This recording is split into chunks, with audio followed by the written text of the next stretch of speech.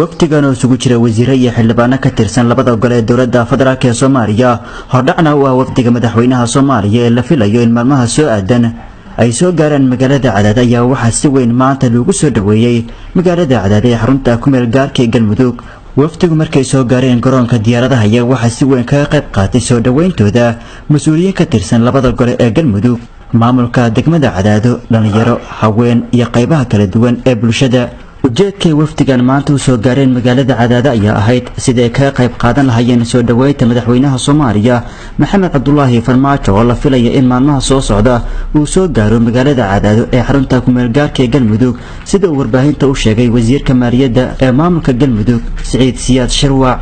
waftigan wuxuu noogu yimid soo dhaweynta madaxweynaha qaranka Maxamed Cabdullaahi Farmaajo oo la filayo maalmaha soo socda inuu Cadaado soo gaaro.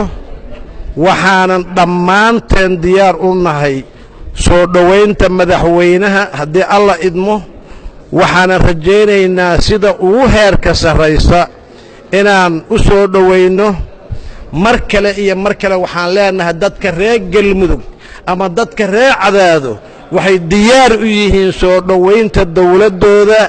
wasiir dowlaha wasaaradda howlaha guud iyo guryeynta dowladda federaalk ee Soomaaliya Ahmed Cabdi Gaariye oo horkacay waftiga maanta soo gaaray magaalada Cadaado ayaa sheegay inay ka qayb qaadan doonaan soo dhaweynta madaxweynaha Jamhuuriyadda Soomaaliya. wuxuuna sidoo kale sheegay in bulshada deegaanka ay kala hadli doonaan arrimo quseeya deegaanka. annagu waxaan nahay si horeba loo sheegay wafdi wasiirro iyo senataro iyo xildhibaano ka kooban iyo odayaal iyo khiyaar kale oo badan oo wafdiga qayb ka ahaa. waxaan idinkugu nimid inaan idinkala qayb galno soo dhaweynta madaxweynaha dowladda federaalka ee Soomaaliya.